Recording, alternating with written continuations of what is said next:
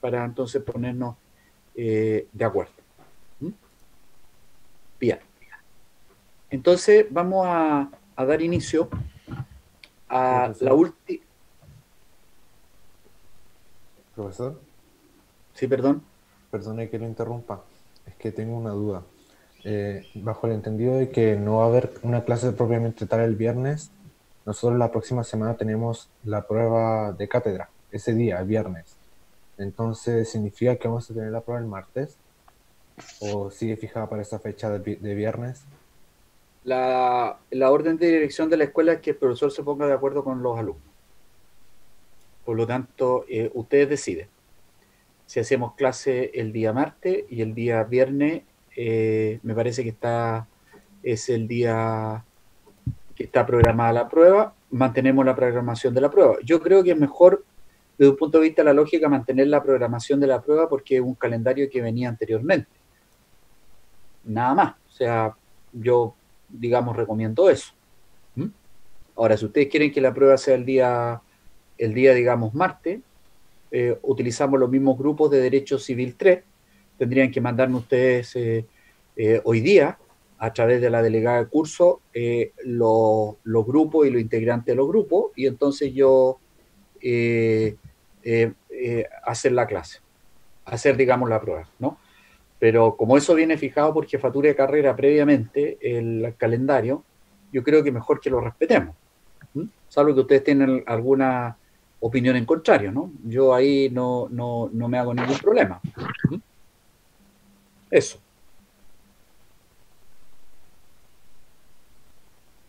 ¿Aló?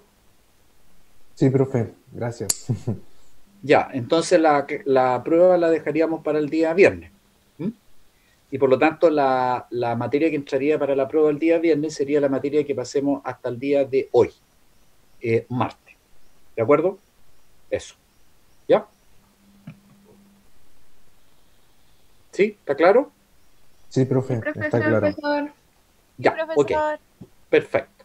Ahora, quiero por favor que los que eh, los que tienen a la mano la vista, o si no lo tienen, que por favor lo bajen, digamos, de la página de la bcn.cl, que tengan a la vista el Código de Comercio, artículo tercero solamente, eso es lo que estamos analizando, ¿no?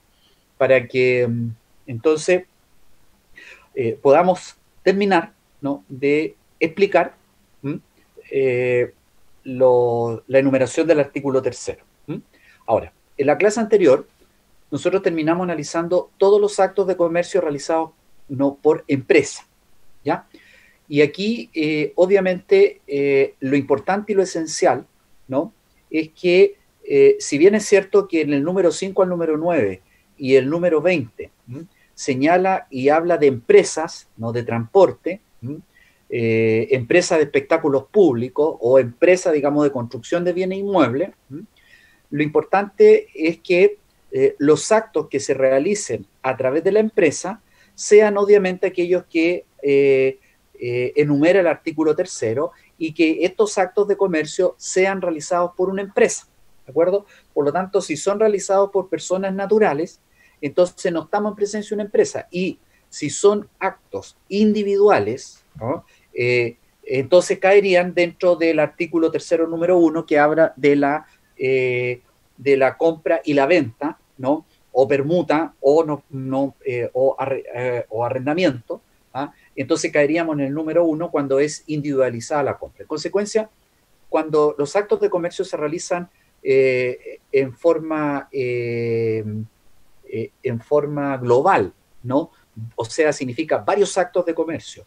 Y estos actos de comercio se realizan a través de una empresa y están dentro de las materias señaladas en el número 5 al número 9 y el número 20. Entonces nos encontramos, ¿no?, con actos realizados por la empresa. Por lo tanto, no se les vaya a confundir el hecho de que eh, exista algún acto de una empresa, ¿no?, que esté involucrado dentro del artículo tercero número 1, ¿no? Que son diversas, ¿no?, las situaciones que se realizan, ¿no?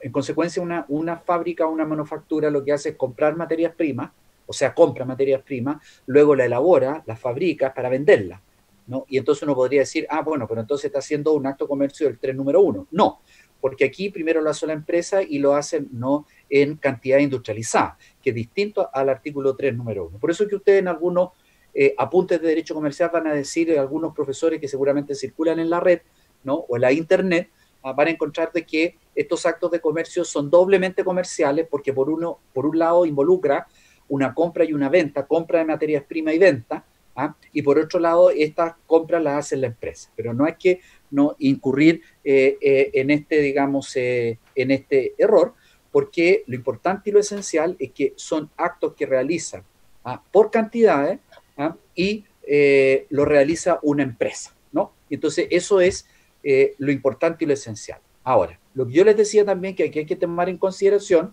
es que si uno el día de mañana no tiene que analizar una empresa y un contrato, digamos, de sociedad, para que yo pueda determinar si esa empresa es una empresa mercantil o una empresa civil, ¿a dónde me tengo que ir a ver? Que después yo se los voy a, digamos, a indicar y a mostrar.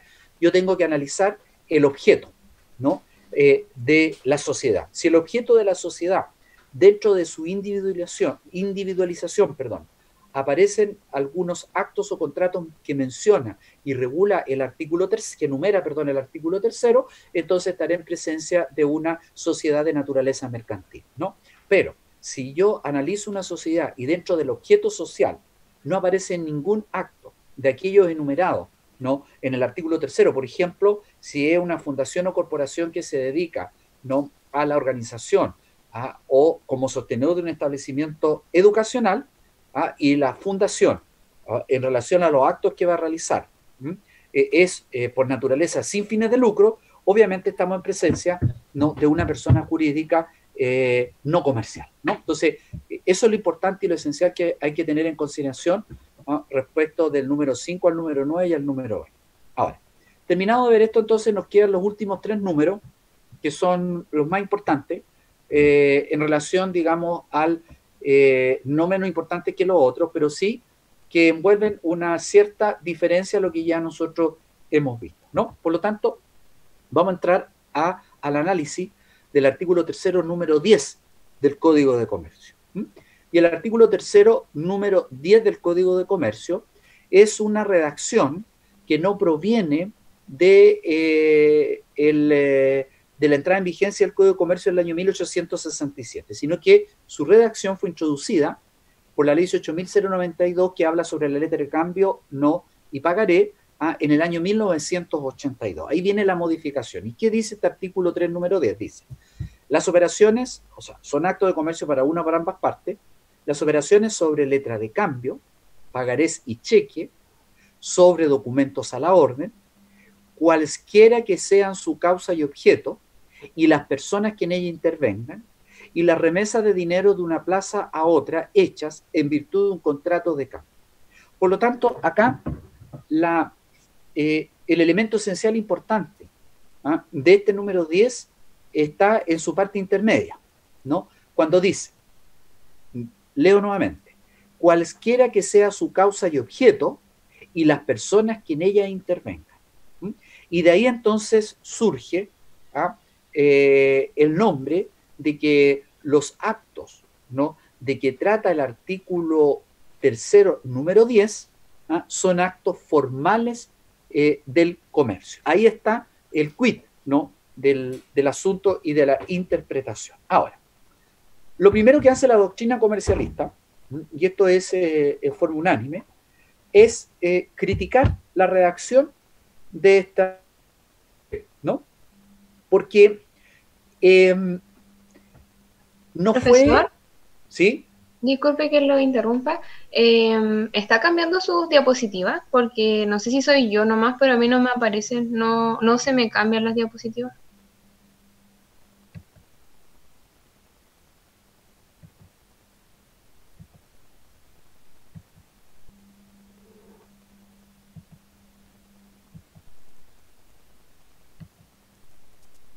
Ahí estoy compartiendo, ¿ya? Sí, está compartiendo, pero como que no me cambian las diapositivas. Me aparece primera unidad el derecho comercial, carrera de derecho. ¿A todos les pasa lo mismo, perdón? Sí, profesor. A mí también. Sí, profesor. Sí, profesor. Ok, perfecto.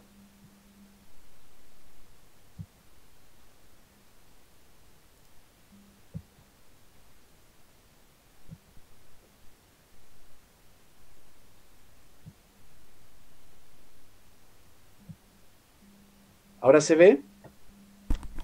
Sí, profe, ahora sí se ve. Profesor. Ya.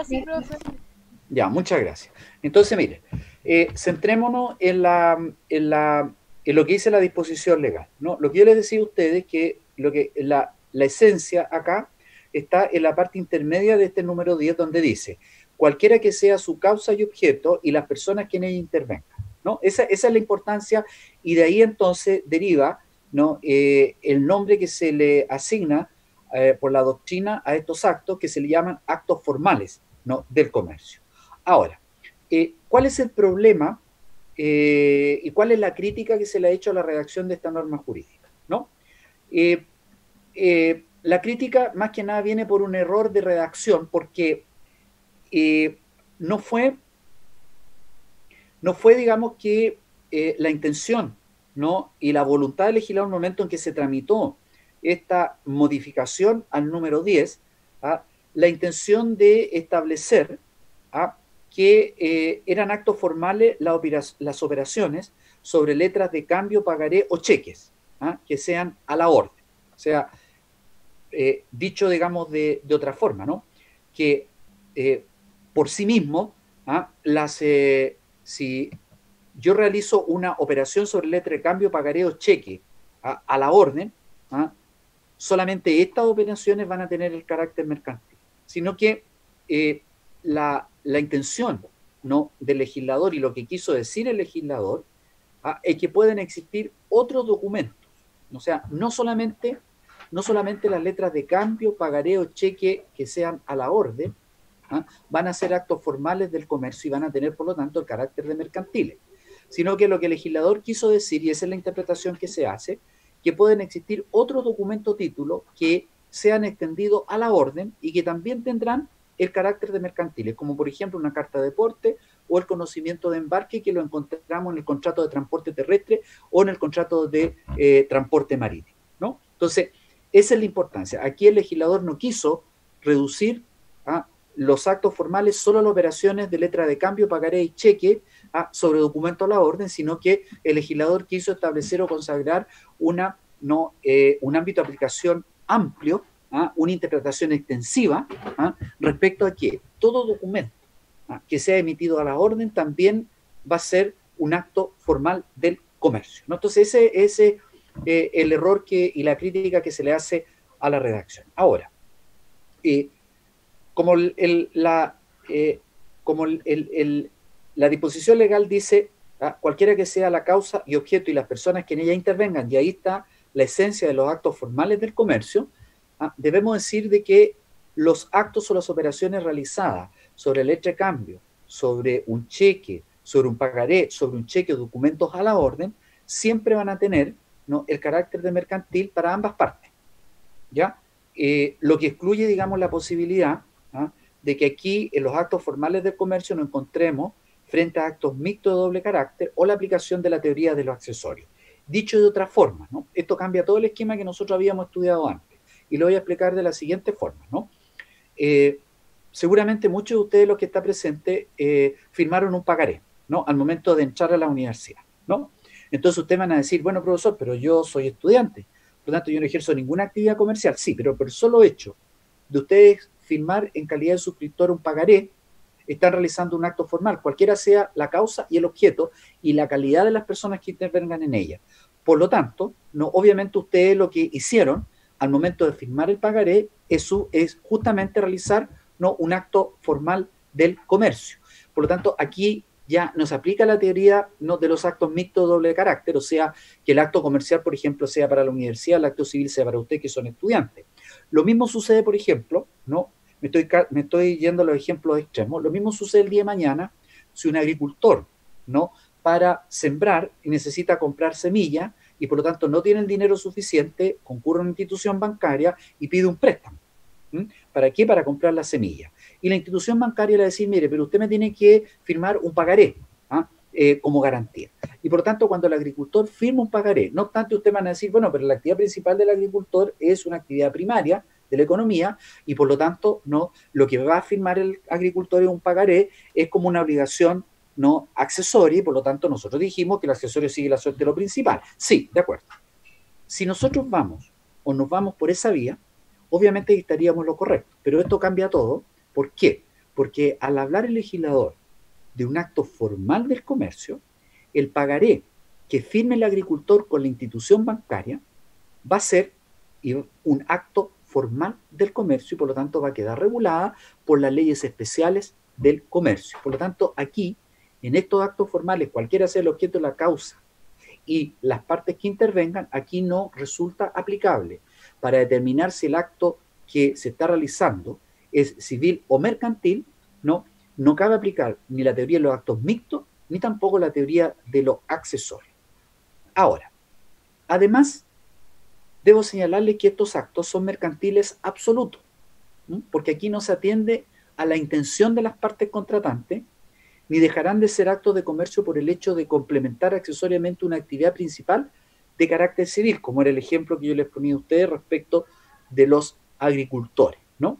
Ahora, en consecuencia, ¿por qué se dicen que son actos formales del comercio? Porque la mercantilidad esto deviene de su forma, del empleo de los títulos valores sobre los cuales se ejecutan determinadas operaciones, tales como la emisión, libramiento, giro, endoso, aceptación, aval, cualquiera que sea la causa objeto y las personas que en ellas intervengan. Por lo tanto, ¿no?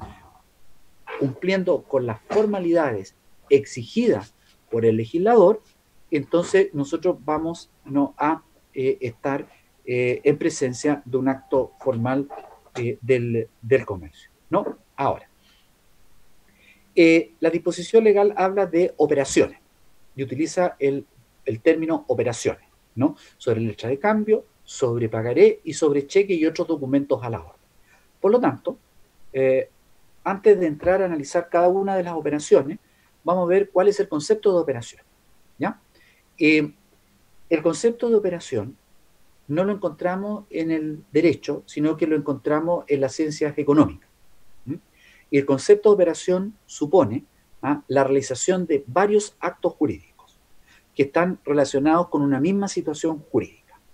Entonces, desde un punto de vista de la ciencia económica, se dice que las operaciones son el conjunto de actos jurídicos conjuntos, no uno solo, de actos jurídicos que pueden celebrarse o ejecutarse en sobre o en torno a los títulos y documentos mencionados, sin que ello pueda extrapolarse a la relación fundamental o subyacente que origina el libramiento, emisión, giro o remesa, según sea el caso, ¿no?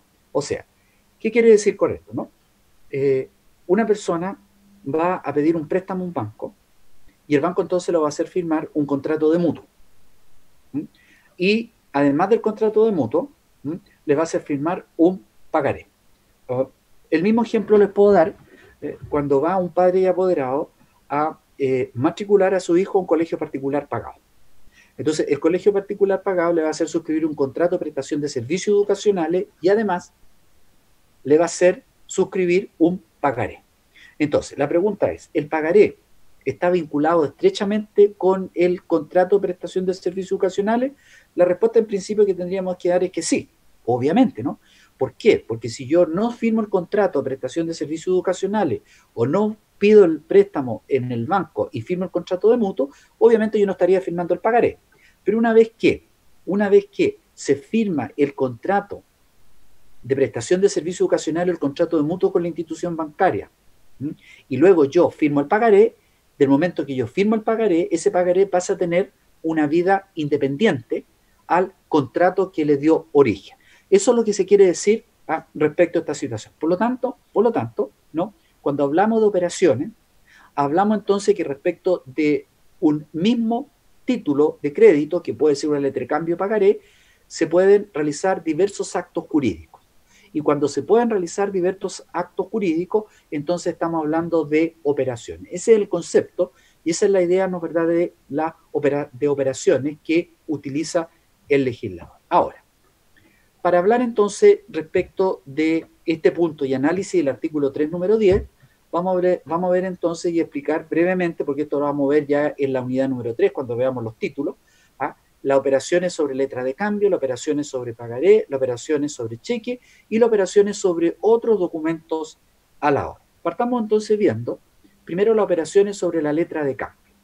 En primer lugar, es importante y esencial el que ustedes puedan, ¿no verdad?, discurrir respecto de quiénes son las partes que intervienen en una letra de cambio. En una letra de cambio intervienen, en principio, que es lo básico esto, el librador, el librado, un beneficiario y el aceptante, ¿no? El aceptante está abajo del librado.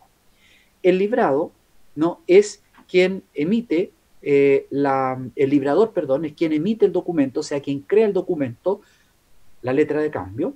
El librado es la persona a quien se ordena que pague una cantidad determinada o determinable en dinero, o sea, el librado viene a ser el deudor, y cuando este librado acepta esta orden, entonces pasa a llamarse aceptante. Por eso que debajo del librado aparece esta flecha de aceptante. Por lo tanto, ¿no?, si el librado no firma, ¿no?, la letra de cambio, entonces obviamente no se convierte en aceptante, ¿no? Luego tenemos el beneficiario, que es la persona finalmente a la cual se le va a pagar, ¿no?, la letra de cambio, y quien va a estar en la situación de exigir la letra de cambio, que puede ser el librador, el propio persona que crea la letra de cambio, que es el acreedor, o bien un endosatario, ¿no? ¿Por qué? Porque como en la letra de cambio existe un derecho personal o de crédito, esta letra de cambio circula. ¿Y cómo es la forma de circular? A través del endoso, porque es un documento emitido a la orden. Por lo tanto, el documento emitido a la orden se va a transferir, ¿no?, a través del endoso, ¿no? Esa es la fórmula jurídica. Por lo tanto, el endosante, que en este caso viene a ser el vendedor, es quien transfiere la letra por endoso, y el endosatario es quien adquiere por el endoso. O sea, aquí tenemos el acreedor primitivo y tenemos el acreedor nuevo. Tenemos el endosante y tenemos el endosatario. O sea, en definitiva, esto es como un esquema de la cesión de derechos personales o de crédito, ¿de acuerdo? Donde tenemos el cedente, tenemos el cesionario. Solo que acá se trata sobre créditos a la orden, y la forma de hacer la cesión de la forma de transferir, ¿no?, un crédito a la orden es a través del endoso, no a través de la cesión de crédito, porque recuerden ustedes que la cesión de crédito sirve para transferir los créditos nominativos, y aquí estamos hablando de créditos a la orden. Por lo tanto, los créditos a la orden se transfieren a través del endoso. Y también tenemos al aval, que es quien garantiza las obligaciones de las personas obligadas por la letra de cambio. Entonces, estas son las partes, ¿no?, que vamos a encontrar en una letra de cambio. Ahora, ¿cuáles son, ¿no?, los actos que recaen sobre la letra de cambio y que se consideran actos formales del comercio? ¿Cuáles son los actos jurídicos? Y primero tenemos el giro, emisión o libramiento de la letra de cambio, que es el acto por el cual el librador crea la letra. Y este fue creado para ejecutar o servir de medio en el denominado contrato de cambio. Hoy día, la letra de cambio, a través de una modificación legal, tiene vida propia y es concebido como un medio de pago o circulación del dinero sin poseerlo físicamente, ¿no? En definitiva, la letra de cambio en sí lleva, ¿no?, una cantidad determinada o determinable de dinero que tiene que pagar el librado, el deudor principal o el aceptante, ¿no? Luego tenemos como segundo acto jurídico la aceptación, que es el acto por el cual el librado admite la orden contenida en la letra y se obliga a su pago, ¿no? Luego tenemos otro acto jurídico, que es el endoso, que es un mecanismo que se emplea para transferir el documento, para darlo en cobro o para constituirlo en garantía. Se realiza al dorso o al reverso de la letra de cambio, ¿no? Y el endoso entonces es la forma de poder transferir los documentos a la orden. Y luego tenemos el aval, que también es otro acto jurídico. Mediante el aval, una persona garantiza en todo o en parte el pago de la letra de cambio. Entonces esos son los principales actos jurídicos que recaen sobre una letra de cambio. Pero también existen otras operaciones que se pueden realizar sobre la letra de cambio. Por ejemplo, la prórroga, la reaceptación, el pago, el protesto, que también debe considerarse formalmente como actos formales del comercio. Dentro de esto, destaquemos dos que me parece importante. Bueno, la prórroga es simplemente si la letra de cambio tenía un vencimiento inicial, entonces la prórroga significa que se va a modificar, ¿no?, la fecha de vencimiento original de la letra de cambio, nada más. Luego tenemos la receptación, que es el acto por el cual se prorroga el vencimiento de la letra volviendo a aceptarla el librador, y el protesto, que es un acto solemne por el cual el ministro de fe competente, que en este caso es un notario, da cuenta de la falta de pago oportuno de la letra, de la falta de aceptación o de la falta de fecha de la aceptación. Entonces, estos son todos los actos que se pueden realizar mercantiles, actos formales, en una letra de cambio. Ahora, la pregunta es, finalmente, ¿no?, ¿cuáles son los actos básicos que podemos encontrar en una letra de cambio? Siempre vamos a encontrar la firma del librador, que es quien crea o emite la letra de cambio, y siempre vamos a encontrar la firma del librado o del aceptante, que es quien acepta y por lo tanto se obliga a pagar la letra de cambio. Ahora, en este sentido yo debo ser bien sincero con ustedes en señalarles que hoy día, básicamente, la letra de cambio no, pese a que está regulada por el Código Civil y en una ley, pese a que está señalada en este número 10 del artículo 3º, pese además, ¿no?, que está regulada en una ley especial, en ley 18.092, básicamente hoy día la letra de cambio va en retirada como título de crédito. Por lo tanto, ¿no?, hoy día es difícil encontrar una letra de cambio que circule en el mercado financiero. ¿De acuerdo? Ahora, ¿cuáles son las otras funciones también que podemos encontrar respecto a la letra de cambio? ¿No? La letra de cambio sirve primero como medio de pago que reemplaza el dinero. Cuando se le incorporó la aceptación del librado, la cláusula de la orden, y se permitió que el librado pudiera ser también beneficiario, no, del librador, perdón, de la misma letra. O sea, el librador, ¿no?, pasa a ser a su vez el beneficiario, digamos, de la letra, y por lo tanto a quien el librado, una vez que aceptada la letra, le va a pagar el importe o la cantidad de dinero que está en la letra. También la letra de cambio, ¿no?, tiene como función de circulación porque mediante su endoso, mediante la transferencia, se transfiere la prestación contenida de ella desde el endosante al endosatario. Y también la letra de cambio sirve como medio de crédito, en tanto contiene una prestación futura que puede cambiarse a una presente mediante el descuento, ¿no? Les quiero señalar que el descuento es una operación que realizan los bancos, y que consiste en que cuando usted tiene una letra de cambio y la letra de cambio contiene una cantidad de dinero, usted puede llevarla al banco y puede pedirle al banco, ¿no?, que le anticipe el pago del valor que aparece en la letra de cambio. Por lo tanto, el banco le va a exigir que usted como beneficiario de letra de cambio se la endose, ¿ya? Y luego entonces el banco le va a cobrar finalmente al librado o al aceptante, ¿no? La última operación de descuento de que yo tenga, gran operación de descuento, de que yo tenga memoria, se produjo en los años 1980, a fines de los 70 y 80, cuando en Arica estaba la zona franca y empezaron a importar vehículos que venían desde Japón. Llegaron los Mazda, llegaron los Toyota, llegaron los Honda, y todo, digamos, los Nissan también, vehículos que venían de Japón. ¿Cuál era la característica importante en esos momentos de los vehículos japoneses? Primero, que tenían casi la misma tecnología que los vehículos americanos, pero con un motor más económico, ¿no? Pero cumplían la misma función. Por lo tanto, muchos profesores, ¿no?, compraron estos autos que venían además 0 kilómetros y que venían nuevamente a un precio mucho más inferior y asequible que los precios de los vehículos americanos, que eran más grandes, tenían más potencia, eran más gastadores, ¿no? Entonces, muchas personas pidieron préstamos, y estos préstamos, la casa que importó estos vehículos le hizo firmar letras, entre los cuales también había un gran conjunto de profesores. De hecho, hoy día yo veo profesores ya jubilados que aún andan, ¿no es verdad?, en estos vehículos que adquirieron. Imagínense usted la calidad de los vehículos cuando ya han pasado, ¿no?, muchos años, desde que se compraron, y todos estos vehículos ingresaron 0 kilómetros, ¿no?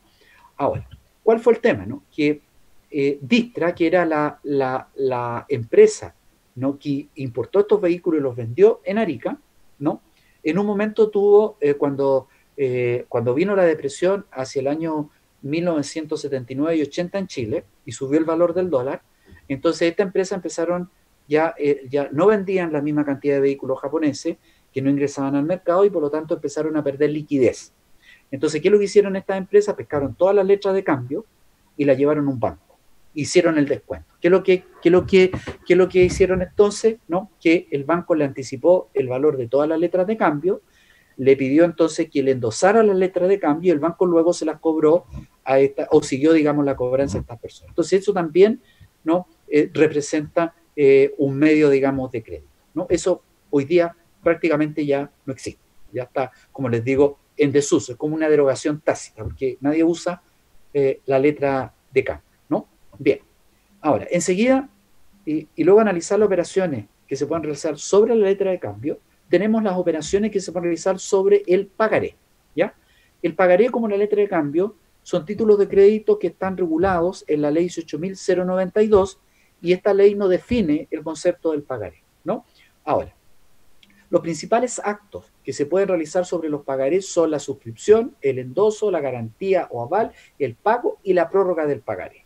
Ahora, en doctrina, el pagaré es un documento escrito por el cual la persona que lo firma, que se llama suscriptor, se confiesa deudora de otra que se llama beneficiario, de una cantidad determinada de dinero, y se requiere la interferencia de un individuo llamado suscriptor, y se obliga a pagarla en la época señalada en el documento. Seguramente muchos de ustedes han suscrito un pagaré, ¿no?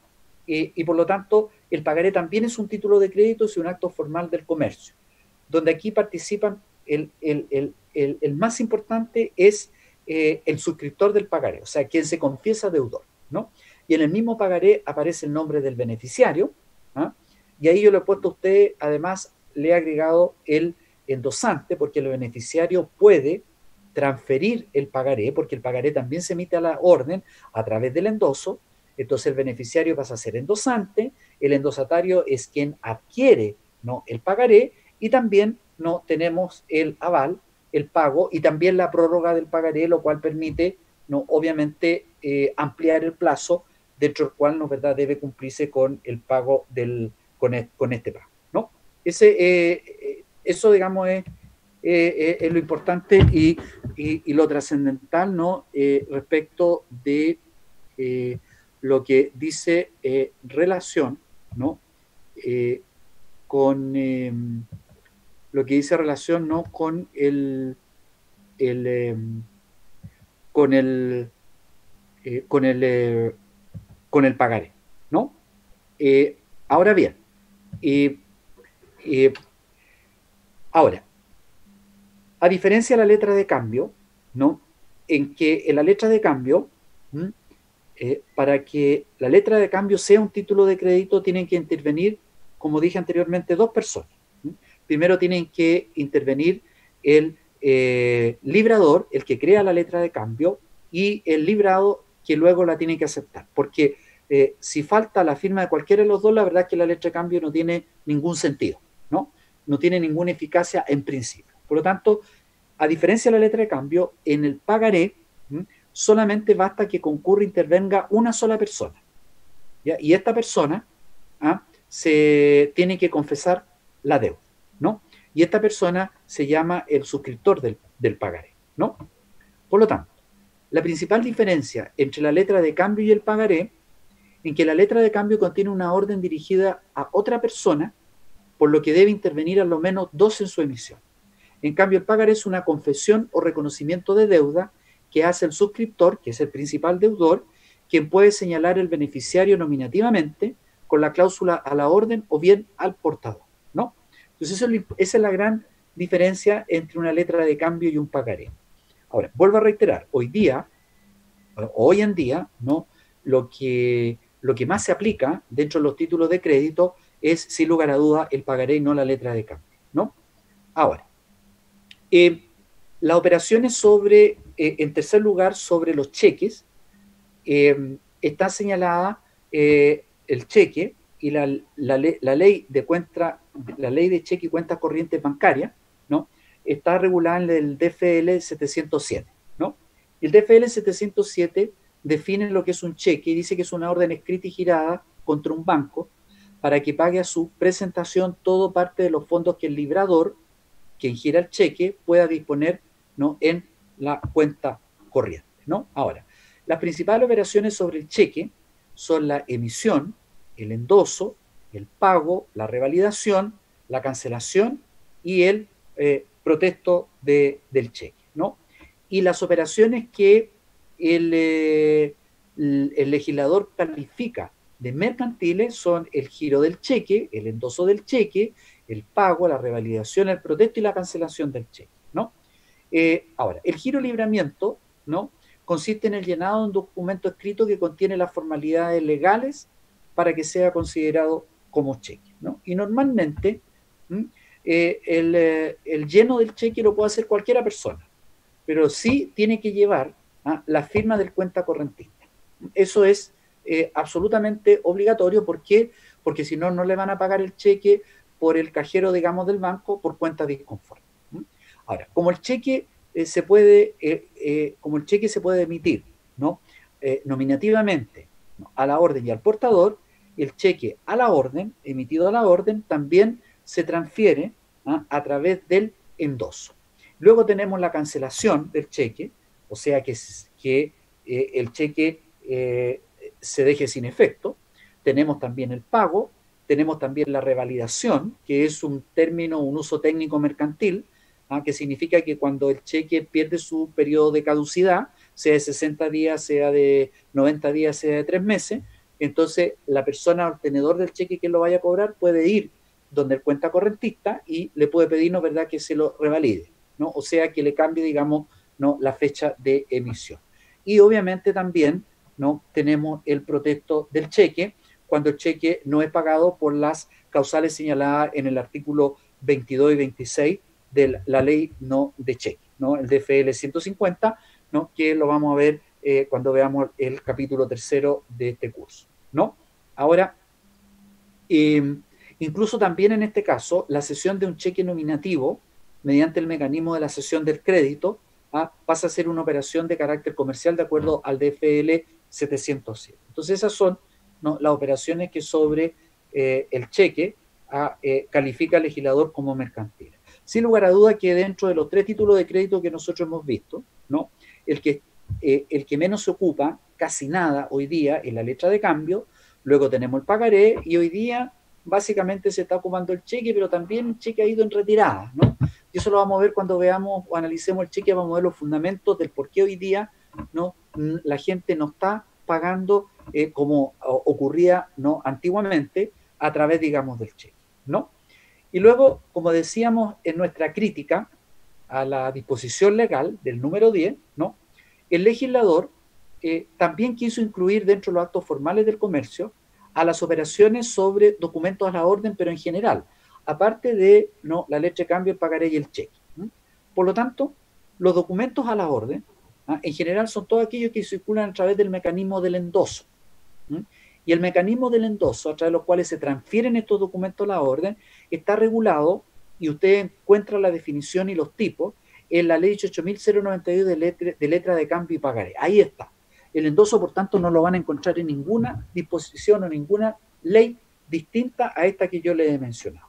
Por lo tanto, al establecer el artículo tercero, número 10, que son actos de comercio de operaciones sobre documentos a la orden, sin especificar cuáles son los documentos a la orden, claramente, ¿no?, el legislador está extendiendo el ámbito de la mercantilidad respecto a estos documentos. Entonces la pregunta es, aparte de la letra de cambio, aparte de el pagaré y el cheque, ¿hay otros documentos a la orden que circulan en el financiero? Claro que sí. Y ahí ustedes tienen un ejemplo. Por ejemplo, el certificado de depósito, los bonos o debenture, las cartas de crédito, las cartas de porte, los conocimientos de embarque, también son otros documentos a la orden que quedarían incorporados dentro de este artículo 3, número 10, ¿no? Ahora, haciendo presente que las cartas de porte lo encontramos en el contrato de transporte y es el título representativo de mercadería que se dan en los contratos de transporte terrestre. Y lo mismo ocurre con las cartas de crédito pero estas se dan en los contratos de transporte marítimo. Esa es la diferencia, ¿no? Por lo tanto, la carta de porte es un título en la cual representa la mercadería que está siendo transportada de un lugar a otro. Y la carta de crédito son las mercaderías, las primeras, las cartas de porte, son las mercaderías que se transportan por vía terrestre, y la carta de crédito son las mercaderías que se transportan por vía marítima y también son documentos largos. Por lo tanto, no hay otros documentos a la orden aparte de la letra de cambio, del pagaré y del cheque. Ahora, también la disposición legal nos dice que, y señala, ¿no? Y las remesas de dinero hechas de una plaza a otra en virtud de un contrato de cambio. ¿Mm? Y aquí entonces hay que explicar lo siguiente, ¿no? En el año 1867 existía el contrato de cambio y también existía la letra de cambio, pero la letra de cambio nació como documento accesorio al contrato de cambio. O sea, que para que existiera una letra de cambio debía existir un contrato de cambio, ¿no? Entonces, ¿qué es lo que ocurría antiguamente, ¿no? Que un comerciante en Chile viajaba a Estados Unidos para comprar mercadería en Estados Unidos. Entonces, por su seguridad y para no llevar sobre sí la cantidad de dinero, entonces iba a un banco acá en Chile, celebraba un contrato de cambio, depositaba el dinero y el banco le emitía una letra de cambio. Ahora, el requisito era de que este banco en Chile tuviese una sucursal en Estados Unidos o tuviese algún convenio con un banco en Estados Unidos. Entonces el señor no se embarcaba, porque antiguamente no existían los aviones, por lo tanto existían no solamente los barcos, se embarcaba, ¿no? En 3 meses llegaba a Estados Unidos, se dirigía, ¿no?, al banco en Estados Unidos, iba con su letra de cambio y entonces mostraba la letra de cambio y entonces el banco le giraba el dinero que aparecía en la letra de cambio. Por lo tanto, la letra de cambio servía como documento accesorio del contrato de cambio, pero con la entrada en vigencia de la ley 18.092, el contrato de cambio se convirtió la letra de cambio, ¿no?, se separó, se inscindió del contrato de cambio y pasó a tener una independencia, independiente al contrato de cambio, ¿no? Y simplemente la letra de cambio sirvió respecto al contrato de cambio como un medio para llevar a cabo, ejecutar el contrato de cambio y como prueba de la existencia del contrato de cambio, ¿no? Ahora, ¿cómo define el contrato de cambio del Código de Comercio? En el artículo 620 dice: el contrato de cambio es una convención por la cual una de las partes se obliga mediante un valor prometido o entregado a pagar o hacer pagar a la otra o a su cesionario legal cierta cantidad de dinero en un lugar distinto de aquel en que se celebra la convención. Que es el ejemplo, ¿no?, que yo les daba a ustedes, ¿no? Por lo tanto, el contrato de cambio es un contrato consensual que se perfecciona por el solo consentimiento de las partes y puede ser probado por cualquiera de los medios que admite, ¿no?, el Código de Comercio, entre los cuales está la letra de cambio, ¿no? Entonces, era el ejemplo que yo les daba a ustedes respecto de la letra de cambio del comerciante que viajaba de Chile a Estados Unidos, y esa es la finalidad, ¿no?, respecto al contrato de cambio, ¿no? Por lo tanto, la letra se emplea como instrumento de ejecución del contrato de cambio, al igual que el uso de un pagaré domiciliario, ¿no?, u otro instrumento, ¿no? Ahora, la remesa de dinero hecha de una plaza a otra en virtud de un contrato de cambio. Se refiere, por lo tanto, a remesa hecha de cualquier manera en virtud de este contrato de cambio. Y esta puede ejecutarse de diversas maneras. Por ejemplo, a través de una letra de cambio, pero no es la única manera que puede ejecutarse el contrato de cambio, sino que a través de una orden de pago, giro postal, y todas las remesas de dinero, ¿no, verdad?, son actos de comercio. Entonces, hoy día, si nosotros trasladamos esta idea, ¿no?, a los tiempos actuales, ¿no?, cuando una persona se dirige a Western Union y va a hacer un giro postal de dinero, está entonces, ¿no?, enviando remesas desde una plaza a otra. Por lo tanto, como el contrato de cambio es un contrato que dijimos consensual, se perfecciona por el solo consentimiento de las partes, entonces aquí tenemos un ejemplo actualizado respecto de este acto. Por lo tanto, cuando una persona, ¿no?, va a realizar una remesa a través de una empresa, entonces el acto que realiza es un acto de naturaleza mercantil. Veamos alguna jurisprudencia relacionada con la materia. Dice, el pagaré es un acto de comercio para quienes lo suscriben, pues son los únicos que le dan origen, siendo irrelevante que lo hagan como deudor principal, solidario o subsidiario, por cuanto la ley dice que cualquiera que sean las personas que en él intervengan, ¿no? Ahí queda, digamos, claro en relación a la jurisprudencia. Bien, ¿alguna pregunta, alguna duda, alguna consulta respecto de lo que acabamos de señalar?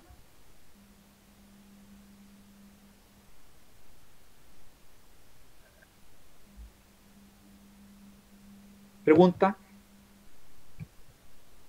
¿Consulta? No, profesor, todo claro.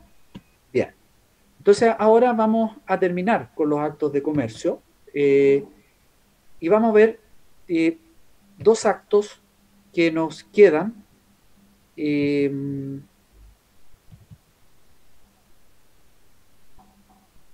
Déjenme ver.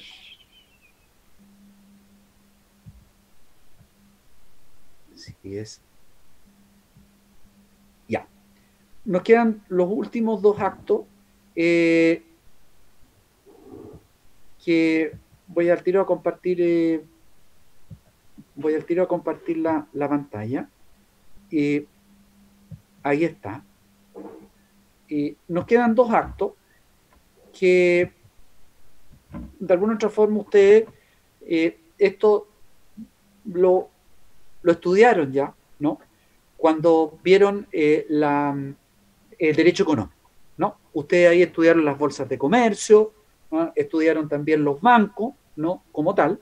Y la verdad es que esto, que lo que yo les voy a pasar no es diferente a lo que ustedes ya estudiaron. Por lo tanto, en algunas partes de la materia, ¿ah? Me voy a ir rápidamente para no repetir lo mismo que ustedes ya estudiaron y me voy a detener en lo más importante, digamos, y esencial, ¿no? Entonces, nos quedan finalmente por analizar, ¿no? Los artículos, los números 11 y 12 ¿ah? Del artículo tercero. Entonces, el número 11 habla sobre las operaciones. Ya definimos qué es lo que eran las operaciones de banco, de cambio y de corretaje, ¿no? En primer lugar, los bancos y las operaciones que realizan están regulados por la Ley General de Banco, el DFL 252 del año 1960 y sus modificaciones posteriores, ¿no? Ahora, el artículo 40 de la Ley General de Banco, texto que fue fijado por la Ley 19.528 del año 1997, dice que el banco es toda sociedad anónima especial que, autorizada de la forma prescrita por la ley y con sujeción a la misma, se dedique a captar o recibir en forma habitual dinero o fondos del público con el objeto de darlo en préstamo, descontar documentos, realizar inversiones, proceder a la intermediación financiera, hacer rentar estos dineros y generar a realizar todas operaciones que la ley le permita. Por lo tanto, lo importante acá señalar es lo siguiente, ¿no? El banco no puede realizar cualquier operación que se le venga en vista, sino que el banco solamente puede realizar aquellas operaciones que la ley le permita. Ahora, antiguamente solamente se definía por banco aquella institución que estaba destinada a captar, ¿no? O recibir en forma habitual dinero o fondos del público con el objeto de darlo en préstamo. Entonces, en definitiva, el negocio del banco es que capta dinero, ¿no? A través de las colocaciones que hacen sus clientes y les paga, por ejemplo, un 0,3%. Y luego ese mismo dinero entonces el banco lo coloca a través de un préstamo y entonces les cobra un 3,7% o tasas que van del 2,9, 3,7 al 4,8%. Entonces, en la diferencia, obviamente la que gana el banco. Esto es una cuestión bien, digamos, simple que le estoy explicando. Entonces, es obvio, digamos, que ahí está la importancia o una de las fuentes principales de ingresos que tienen los bancos y de utilidad y ganancia. Ahora, cuando el legislador dice que el banco es una sociedad anónima, por la ley que más adelante vamos a estudiar de sociedad anónima, obviamente por sí es todos los actos que realiza el banco son actos mercantiles, ¿de acuerdo? Ahora, como les decía a ustedes, esta nueva definición que incorporada en el año 1997 amplió la noción del banco y junto con realizar la función de intermediación en el crédito, puede operar e intermediar en valores y en corretajes de seguro también. Así se desprende el artículo 83, número 11 bis, como ustedes saben. Ahora, la idea del banco se hace, por lo tanto, extensiva al concepto de banco de negocio o prestador de servicio, y su principal actividad es la toma de participación y gestión en negocio ya formado o en formación, porque también los bancos pueden no administrar bienes o negocios ajenos, ¿no? Ahora, ¿cuáles son las principales operaciones que realizan los bancos? Estas están enumeradas en el artículo 69, número 1 al 27 de la Ley General de Bancos, ¿no? Y entre otras voy a destacar las más importantes, ¿no? No son las únicas. Primero, recibir depósitos y celebrar contrato de cuenta corriente bancaria, emitir bonos de debenture sin garantía especial, hacer préstamos con o sin garantía, descontar letras de cambio, pagaré y otros documentos que representen obligaciones de pago, emitir letras de crédito que correspondan al préstamo otorgado en virtud del título 13 de esta ley, adquirir, ceder y transferir efectos de comercio con sujeción a las normas de acuerdo al Banco Central de conformidad a su ley orgánica, otorgar créditos que se encuentren amparados con garantía hipotecaria, efectuar cobranzas, pago y transferencias de fondos, es una prestación de servicio, efectuar operaciones de cambio internacional con arreglo a la ley, emitir cartas de crédito. O sea, ahí ustedes tienen, ¿no, verdad?, una sinfín de operaciones que realizan los bancos y que están enumeradas en su ley, en la Ley General de Bancos, ¿no? Ahora, el Código de Comercio califica de acto mercantil las operaciones del banco que suponen cada una de ellas la realización de varios actos jurídicos, ¿ya? Entonces, cuando a ustedes les toque ir a abrir o ir a pedir un préstamo al banco, entonces el banco les va a hacer suscribir varios contratos. De partida, el contrato de mutuo, donde el banco le va a prestar a usted el dinero para que compre una propiedad. Detrás del contrato de mutuo, entonces va a venir el contrato de hipoteca. Detrás del contrato de hipoteca va a venir el contrato de apertura de cuenta corriente. Detrás del contrato de apertura de cuenta corriente va a venir el contrato de apertura de tarjeta de crédito y así. Por lo tanto, usted va a tener varios actos jurídicos respecto de los bancos, ¿no? Ahora, las empresas bancarias se organizan jurídicamente como sociedades anónimas especiales según su propia definición legal, porque el comercio de actividad bancaria solo puede ejercerse en Chile por ciertas sociedades anónimas especiales, porque además las sociedades bancarias requieren de ciertas autorizaciones especiales como la superintendencia de bancos e instituciones financieras. ¿De acuerdo? Por tanto, el legislador chileno les dio el carácter de acto de comercio a las operaciones de banco porque en ella existe intermediación entre los dueños del capital que lo depositan en él y las personas que recurren al crédito para hacer sus operaciones comerciales, ¿no? Para el banco, por lo tanto, las operaciones indicadas son siempre comerciales, pero respecto a la persona que contrata con él, debe determinarse el carácter civil o comercial de ella recurriendo al principio de lo accesorio o también a la teoría de los actos mixtos o de doble carácter, ¿no? Si yo como persona natural voy y abro una cuenta corriente con el banco, el contrato de cuenta corriente para el banco va a ser comercial y para mí va a ser civil. Si yo tengo una sociedad no comercial y voy a un banco y pido la apertura de una cuenta corriente, entonces para el banco el contrato de cuenta corriente será comercial y no, ¿verdad?, para la persona jurídica que abre o que apertura la cuenta corriente que está dedicada, no, ¿verdad?, al comercio también va a ser comercial, ¿no? Por lo tanto, las operaciones que realiza el banco son siempre comerciales.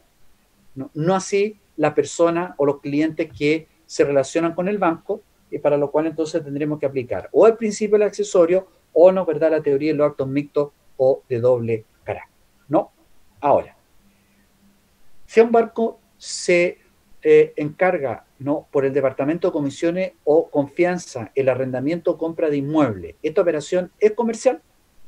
Para responder hay que advertir que una cosa es el encargo que se le hace al banco, que la comisión de confianza, que siendo operación de banco es comercial, y otra diversa es el contrato encargado a celebrar, que por recaer sobre bien inmueble es un acto civil. Y les digo esto porque muchas veces esto se tiende a una confusión, o tiende a una confusión, ¿no? Entonces hay que ahí obviamente distinguir, ¿no?, entre una y otra situación. La segunda situación o hipótesis que señala el número 11 son las operaciones de cambio, ¿no? Ahora, el concepto de cambio tiene dos acepciones. Primero, el contrato de cambio, que ya lo vimos y lo acabamos de analizar el artículo 3, número 10, por lo cual, ¿verdad?, una persona envía una remesa de dinero de un lugar a otro, ¿no? Y el cambio trueque manual de moneda, ¿no? Por tanto, en este último sentido se alude al cambio en el artículo 3, número 11. O sea, el cambio, o al trueque manual de moneda. Estas operaciones son mercantiles respecto a la persona que tiene a disposición del público el cambio, los bancos o las casas de cambio. Pero en relación a la persona que concurre a efectuar el cambio, se debe atender al principio de acceso. Entonces, cuando usted quiere viajar al extranjero y va a una casa de cambio oficial, no a los cambistas, ¿no es verdad?, que están ahí, algunos, bueno, ya no están, ¿no? Pero antiguamente usted bajaba por 21 de mayo antes de llegar a la Plaza Colón, habían varias personas sentadas, ¿no?, en una silla, ¿ah? Y entonces le cambiaban dólares, ¿no? Ahora, hoy día están las casas de cambio oficiales, donde usted va y cambia dólares. Por lo tanto, cuando usted va a una casa de cambio, el acto que realiza o la operación que realiza la casa de cambio es una operación de naturaleza mercantil, ¿no? Y luego tenemos las operaciones de corretaje. El artículo 234 menciona la correduría como una forma de mandato comercial, que está regulado en el título 3 del libro 1 del Código de Comercio. Y el artículo 48 define lo que son los corredores, y dice que son oficiales públicos instituidos por la ley para dispensar su mediación asalariada, a los comerciantes y facilitarle la conclusión de sus contratos, ¿no? Por lo tanto, al señalar, ¿no?, como acto de comercio la correduría, el Código ratifica la idea de la intermediación como elemento determinante en la mercantilidad y por lo tanto no considera la profesión, sino el hecho de servir de intermediador entre los comerciantes y facilitarle la conclusión en sus negocios, ¿no? Ese es el corretaje como intermediación. Ahora, respecto a la persona que contrata con el corredor, debe tenerse presente que para calificar la operación de mercantil o civil habrá que aplicar la teoría accesorio o los actos mixtos de doble carácter. Por ejemplo, el agricultor que encarga a un corredor la venta de su cosecha de trigo ejecuta un acto civil y el corredor un acto de comercio. Ejemplos de corretaje, tenemos los corredores de bolsa, ustedes estudiaron, ¿no es verdad?, las operaciones de bolsa, tenemos los corredores de bolsa, los agentes de valores. La diferencia, acuérdense que uno trabaja al interior de la bolsa de comercio y el otro trabaja afuera de la bolsa de comercio, así lo señala la ley 18.045. Los corredores también de propiedades regulados por la legislación común y normas especiales como la ley 19.913, y también tenemos como ejemplo los corredores de productos agrícolas, sirviendo obviamente como intermediarios. Jurisprudencia relacionada con la materia. De conformidad con lo dispuesto en el artículo 234 del Código de Comercio, la correduría constituye una especie de mandato comercial, tratada en el título 2 del libro 1 de este cuerpo legal. Del concepto que el legislador entrega de los corredores se desprende que la función propia e inherente a su actividad es la de dispensar su intervención remunerada en negocios ajenos para facilitar la conclusión de los contratos. Esta actividad es mercantil por cuanto el número 11 del artículo 3 del Código de Comercio considera las operaciones de corretaje como actos de comercio. Y asimismo, si la persona ejerce la correduría con ánimo profesional, será un comerciante acorde a lo dispuesto en el artículo 7 de este mismo código. Por lo tanto, no hay lugar a duda que las operaciones de corretaje, en relación a las personas que realizan esta operación, para ella obviamente es un acto de naturaleza mercantil. Y finalmente tenemos las operaciones de bolsa, que regula el artículo 3, número 12 del Código de Comercio, ¿no? Ahora, para entrar a analizar las operaciones de bolsa, primero debemos señalar, brevemente por supuesto, ¿no?, que el artículo 38 de la 18.045 del año 1981 sobre mercado de valores define el concepto de bolsa de valores y nos dice que son entidades que tienen por objeto proveer a sus miembros la implementación necesaria para que puedan realizar eficazmente en el lugar que les proporcione las transacciones de valores mediante mecanismos continuos de subasta pública y para que puedan efectuar las demás actividades de intermediación de valores que procedan en conformidad a la ley, ¿no? Ahora, el mercado de valores, su organización y las personas que intervienen están obviamente regulados en la ley 18.045 y las bolsas son fiscalizadas por la Superintendencia de Valores y Seguros, cuyas atribuciones están fijadas en el decreto ley 3.538 del año 1980. Lo que les quiero decir con esto, ¿no?, es que las bolsas de comercio y las operaciones que se realizan están reguladas no solamente por una ley especial, sino que están reguladas también por la Superintendencia de Valores y Seguros, quien es la entidad que fiscaliza, ¿no?, las operaciones que se realizan al interior, ¿no?, de la bolsa, ¿no? Ahora, el Código ha calificado de mercantil las operaciones que se realicen en la bolsa de comercio, por ejemplo, los traspasos de acciones, las postergaciones, ¿no?, etcétera. Respecto a la persona que concurre a la bolsa a transar valores, debe aplicarse el principio del accesorio para verificar la naturaleza del acto o contrato, porque según este criterio las operaciones sobre valores mobiliarios pueden ser un acto mercantil para quien encargó el negocio, Por lo tanto, es necesario que aplicar el criterio del número 1 del artículo 3º, y si existe un ánimo especulativo para realizar la operación, será entonces un acto de comercio, una compra o venta de cosas muebles hecha con el propósito especulativo, obviamente, de ganar una cantidad de dinero, ¿no? Bien. Con eso entonces hemos terminado de analizar el artículo 3, número 10, y solo nos queda por ver los siguientes actos. Nosotros dijimos que al momento de iniciar este análisis, que habían actos de comercio terrestre y actos de comercio marítimo, ¿no? Y en cuanto a los actos de comercio marítimo, estos están regulados, ¿no? Del número 13 al número 19, ¿no? Que se refieren a los actos de comercio marítimo que se califican de mercantiles sin considerar el principio de la accesoriedad ni la existencia de los actos mixtos o de doble carácter.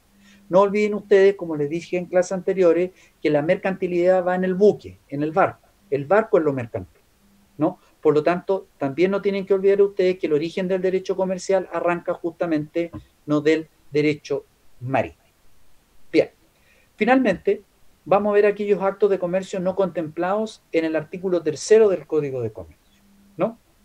En primer lugar, tenemos que señalar que la enumeración que realiza el artículo 3º del Código de Comercio no es completa. Sin lugar a duda que no es completa, porque obviamente el Código de Comercio va quedando de lado y la realidad fáctica, la realidad jurídica va aumentando rápidamente, ¿no? Entonces, hay algunos actos que tienen el carácter de mercantil, pero que no se encuentran enumerados del artículo 3º. Esta omisión la doctrina la explica señalando que era imposible comprender en una enumeración todos los actos de comercio, y es la posición por la cual también se inclina la jurisprudencia de nuestros tribunales. Por lo tanto, debemos señalar que la enumeración de los actos de comercio que realiza el artículo 3º, como dijimos, no es taxativa, sino que es meramente enunciativa. Veamos algunos actos que quedaron fuera de la enumeración del artículo 3º. Por ejemplo, las sociedades. La omisión está salvada por el artículo 2059 del Código Civil, que expresa que sociedades comerciales son las que se forman para negocios que la ley califique de actos de comercio. Seguramente el Código de Comercio no incluyó a la sociedad en la enumeración del artículo 3º, pues estas son personas y sujetos de derecho, y en dicha disposición trata de enunciar los actos constitutivos de la actividad mercantil para que ellas mismas puedan, ¿no es verdad?, constituirse como tal. O sea, no quiso limitarlo a esta enumeración. También tenemos el contrato de cuenta corriente mercantil, que tampoco señaló el legislador este contrato en su numeración, y lo trata en los artículos 602 y siguientes del Código de Comercio.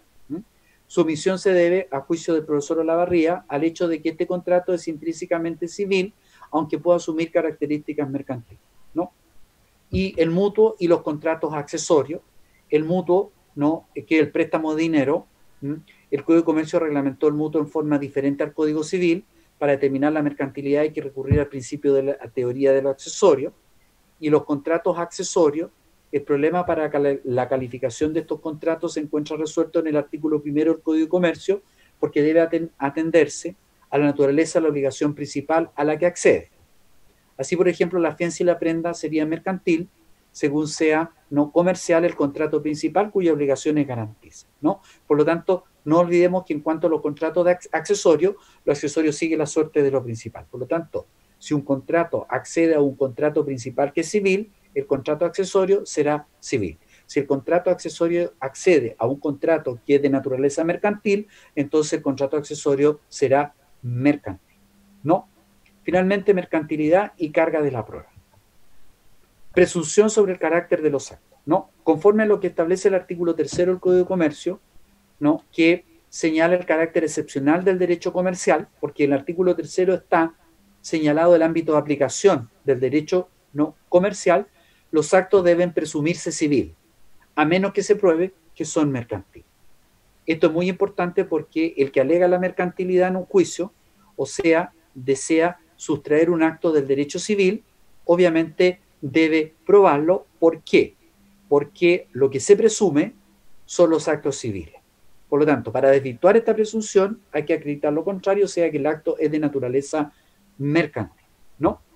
En consecuencia, frente a la regla general, si uno quiere acreditar o probar una excepción, entonces sobre él va a recaer el peso de la prueba, ¿no? Ahora, El proyecto del Código de Comercio estableció una disposición que hacía presumir mercantiles los actos de los comerciantes, pero el Código de Comercio no consagró esa disposición. También fue derogada por la Ley 8.092 sobre el recambio y pagaré, el artículo 767 del inciso final del Código de Comercio, que presumía actos de comercio las libranzas o pagarés de comerciante a comerciante, aunque no llevara la cláusula a la obra. Y tampoco tiene hoy día vigencia la regla del artículo 8 de la Ley 17.066 del año 1969, que presumía comerciales los actos de los comerciantes inscritos en el registro que ella había creado, ¿no? En consecuencia, ¿no? Si en un juicio una de las partes quiere acreditar que el acto o contrato es de naturaleza mercantil, entonces tiene que probar. ¿Por qué? Porque estaría desvirtuando una presunción, ¿ya?, que constituye la regla general, cual es que todo acto o contrato en principio es de naturaleza civil, ¿no? Ahora, carácter taxativo de los actos de comercio. Enumeración del artículo 3 del Código de Comercio, ¿no? La enumeración que hace el artículo 3, ¿es taxativa o no es taxativa, ¿no?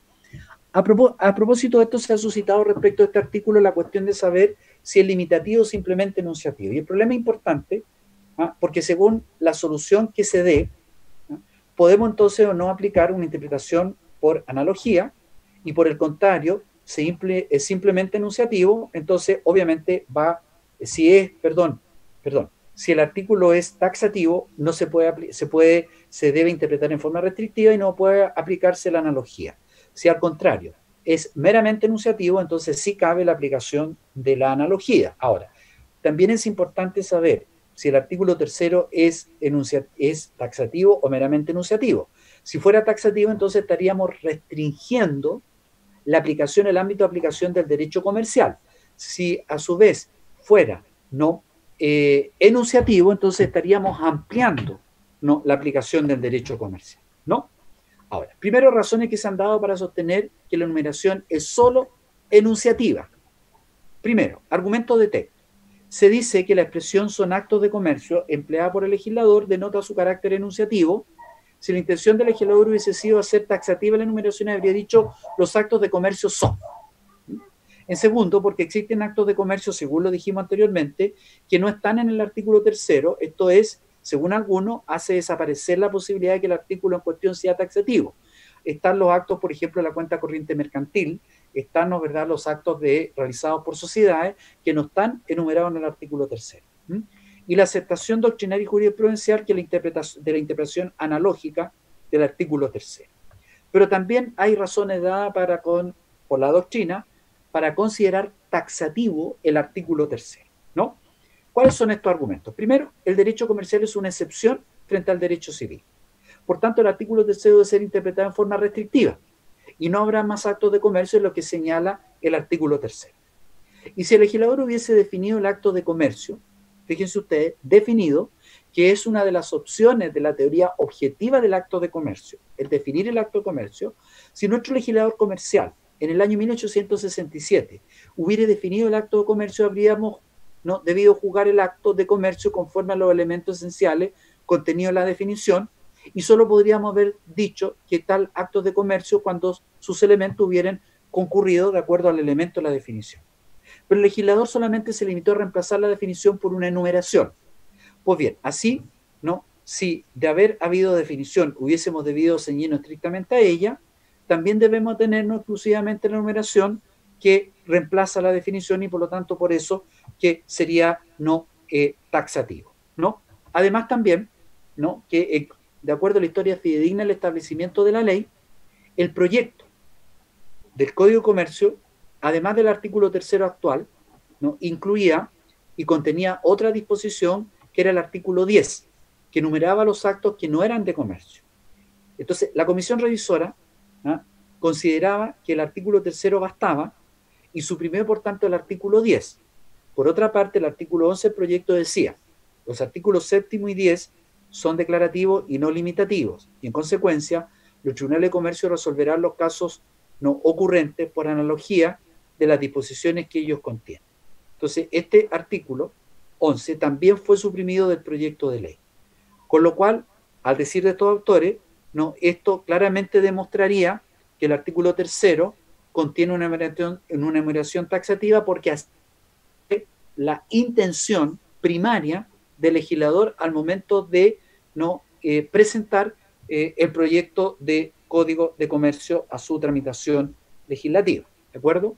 Ahora, Ricardo Sandoval López, en su edición del libro del año 2007, concluye que el artículo tercero es taxativo. Pero dice el autor que no significa que su interpretación debe ser restrictiva específica y no debe ser estrictamente literal. Y por dos razones. Primero, si un acto no está expresamente individualmente señalado por el artículo tercero, lo puede estar dentro de la amplitud del precepto. En este caso debe ser considerado como mercantil. Por ejemplo, el número 5 en su parte final y el número 16 están redactados en forma muy amplia.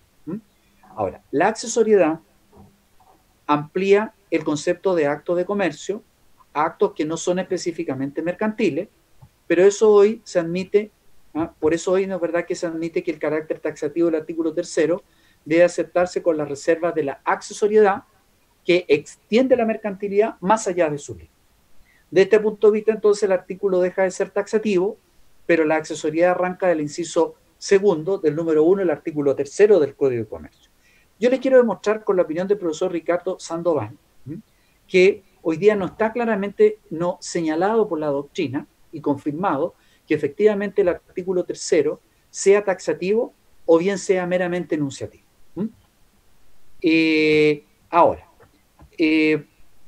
con esto entonces señalamos de que la opinión de la doctrina no es uniforme en el sentido de concluir que la enumeración del artículo tercero es taxativa o meramente enunciativa. Ahora, en cuanto a la opinión del profesor, que también es importante tomarla en consideración, yo estimo que primero el artículo tercero contiene una enumeración meramente enunciativa, no es taxativa. ¿Por qué? Porque si nosotros hoy día encontramos actos de comercio que están fuera del artículo tercero, como por ejemplo los contratos comerciales modernos, el contrato de leasing, el contrato de franchising, el contrato de know-how, el contrato de engineer, obviamente la enumeración del artículo tercero no es taxativa, porque si no estaríamos restringiendo el ámbito de aplicación del derecho comercial. Esa es la opinión, digamos, del profesor. Bien, para la próxima clase entonces vamos a ver una segunda tema, que es el estatuto jurídico del comerciante y los agentes del comercio, y con eso entonces ya estaríamos terminando el capítulo primero del derecho comercial. Bien, con eso entonces finalizo la clase del día de hoy.